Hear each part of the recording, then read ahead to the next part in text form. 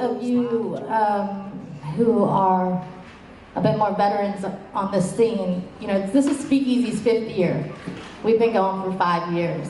And Speakeasy, me and Damon were not the original host, but pretty much the original host. Yeah, back in the day. He's the DJ, he's on the tunes, and I'm hosting, so our friendship goes way back.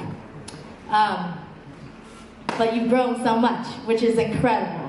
And you've done so much. You were already so much, and now you are even more. So I don't even know where to begin with that, and we don't have like all the time in the world to go there, so we're going right in. Talk to me about your shirt. Tell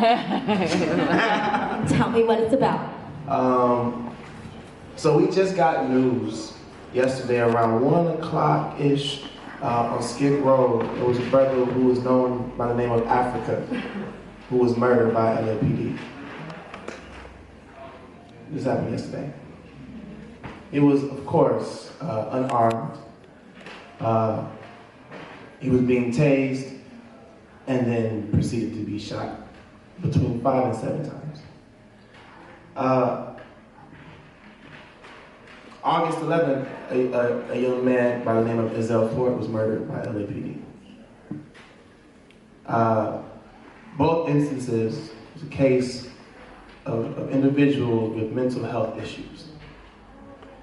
Ford, known in the community, South Central, supposedly wrestling with the police officers, ended up on his face and then shot in his back. 2 days before that, a young man named Mike Brown was murdered in Ferguson, Missouri. And then the list goes on from Mike Brown to Ayanna Jones, to Renisha McBride, to Tina Rice, Eric Gardner, Oscar Grant, Katherine Johnston. I mean, the list literally goes on. Amadou Diallo, like Sean Bell, like the list does not stop. 400 years, right? So that's what we're facing now. And a lot of folks are like, man, stop killing me, and I can't breathe, and hands up, please, don't shoot, right? Which is true and valid. But at the same time, I'm reminded that our people have been here before time existed. We will be here beyond time's existence, and there's no type of military weaponry that can kill our soul, nor is there any weapon that can kill our spirit, our creativity, our resilience, etc. So the shirt, Bulletproof, is a testament of that, saying that no matter what type of oppressive state we are under, or what type of oppressive regime we are under, we will forever be bulletproof and resilient and resisting the oppressor. Bulletproof, yeah. So, as I asked you to go right in, you went right in, which is a beautiful thing. Well, forgot to tell you, Damon here is one of the people on the front lines of Black Lives Matter LA, okay? So when you hear about all that and all the protests, he's there. He got arrested. It was his profile picture for a minute. I was like, dang, are you okay? What's going on? And also recently has been traveling the world and doing his poetry, sharing his light, spreading, you know, talking about what is going on and where we're at. There's so much I want to talk to you about, but I want to, you should definitely check them out. Like, give me a website so that they just know somewhere to find you. BlackLivesMatter.com. .com or .org? BlackLivesMatter.com. You can Google Black Lives Matter, it's the first thing. BlackLivesMatter.com. Yeah. Because I'm not even going to be able to scratch like everything that we could possibly talk about. Because I want to talk about, of all the things that you do that they may or may not be aware of, mostly not aware of, because you do so much, right? And you recently just made this transition. You know, a lot of us in this room, we have our day job, we're doing the grind, and then we're fitting in this art thing on the side, because it's like, you have to for your sanity, you have to for your oxygen, right? And it's hard to sort out, like, when does that get to change? When can I just do this for like a living? And you just did this, you just made that transition. So I want to talk about how did you do that? Not like the details of like, oh, then I got offered it, but like, how did you do that on the mental? How did you make that shift in your mind? Like, maybe I deserve that now? And yeah, how did you do that? Yeah. If you are not familiar with the space, Mercado La Paloma, please check it out. Shout out to Smitty in the back. Mercado La Paloma is a spot right on 37th and Grand across from the DMV. It's an amazing cultural center, cultural space, an epicenter for culture, and amazing food, from like vegan Ethiopian food to like Yucatecan food. I mean, it's amazing food. So I was there for 4 years serving as an art and cultural director. Which is amazing work, by the way. Not to say, it was incredible work you were doing. It was fun. You know what I'm saying? I was able to connect with all of my folk, you know what I'm saying? All of my family, and like plug in. Like you were there, like I know Food came, Cole Peace, O. Smith, like the list goes on, you know what I'm saying? Like my family who I was able to connect with in that space.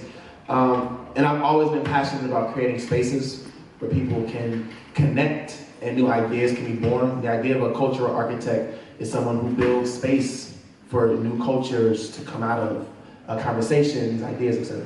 So that's always been something I was interested in doing. I was able to do it there with, you know, it wasn't, you know, a lot of money, but I was able to get paid to do that, right? Paid to dream, paid to envision space. But I understood that there was a limitation to what I could do there.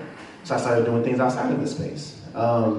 And with folks like Patrice Cullors, who's a co-founder of the hashtag Black Lives Matter, in my corner, like saying, like, look, dude, they're allowing you, blah, blah, blah. Like, you should really step out and do your own thing. You know what I'm saying? Like, God is gonna provide, God will take care of you. And I was like, you're right, you know? And there was a very clear moment where the rubber met the road, right? Where the ideas were out enough to like be my own person. And a lot of people heard that. And I was like, man, it was that defining moment where if I stayed, I wouldn't have been able to do a lot of other stuff. And as soon as I decided to leave, it was like, cool, so let's work. You know, like, get your passport, you gotta go to the UK, or, you know, like, we need you over here, or we give you a contract to do this, and blah, blah, blah. And it's all like just having fun, dreaming. You made the room in your life. Literally. You made the room in your life. Yeah. Yeah. Why do you do this? Why do you do this? Why do you do any of this? Why do you serve? I mean, without getting too esoteric, this is my calling, because that's all of that. But I mean, I think more a tangible reason is my daughter, Demaria Titi Lyle, is the reason why I do this like this. By the way, I love that you always start off when you get on the stage. She always does that song, right, for his daughter. But for 5 years, I've been telling him, yo, you start that song too high. Because I'm gonna get to the other part and I'm like, dang, I can't even reach that. Did you hear your voice crack for a second? Like, for real, it cracked. Because it was a little high. Just make note of that. No, a little bit, you know? I didn't warm up. Okay, one last question and then you gotta get into your last piece. Do you have hope for the future? Heck yeah. Yeah? Man, is Pete here? I'm gonna say hell yeah. Peter's on. All right, hell yeah. No, I definitely have hope for the future, man. Like, come on now. Like, we've been here. Like I said, we've been here. Like, our people have endured. I'm not gonna say more. Folks have endured hardship. Period. Mm-hmm. How dare I lose hope when I know that there's always a lineage of excellence, come from a strong tradition of folks, as close enough to say my mother, who endured it all by herself. Like, who would I be to give up hope now? You think what I'm saying? Did. So yeah. Damon Turner, blacklivesmatter.com. Relate. Check him out. Please play this out, sir. So I'm gonna do this piece, yo. I really love this anthem, man. This is like my turn up. I love to turn up. I'm from Atlanta, so I'm not scared to say turn up. So it's a record called Black Lives Matter here. I am real8, I-A-M, real, R-E-A-L, the number 8 is my handle. So SoundCloud, Bandcamp, etc. You can find this track. But the hook is like, Black life, it matters here. Black life, it matters here. Black life, it matters here. Black life, it matters here. Black life, it matters here. Right? Black life, it matters here. Right? Black life, it matters here. Right? Black life, it matters here. Right? Black life, it matters. Look. It matters, it matters. I'm gonna spit like a poem. It matters, it matters. Living like humans with dignity matters. Living my blackness with 400 years of resilience through tragedy matters. Yeah. Building economies matter. Leveraging $2 trillion of power, it matters. Giving my baby new visions of who she can be in this country, it matters. Yeah. Telling our story to glory, it matters. Mansa Musa, money-minded, it matters. Make the moves to move the movement, it matters. Build up our own institutions, it matters. Call the gangs to call the truth. They're killing our soldiers and throwing our troops in a noose, hanging them out like they're fruit. With all of the juice in my body, I'm screaming, we matter! So blank the lies they televise. I realize it's a real time to get reacquainted with the 40 million. We powerful, you powerful, we ancient, we tribal folk, we've been here, time to let them know. I bet you a bill if we went to South Africa, they would be scared. Because building in freedom would honor the dead. I'm Nas and Belly right now, ain't no time to pipe down. I've been so lost but I'm found, until the beat shoot me down, I'm screaming. Black life, it matters here. Come on. Black life, it matters here. Black life, it matters here. Black life, it matters here. Black life, it matters here. Hey, black life, it matters here. Hey, black life, it matters here. Yeah.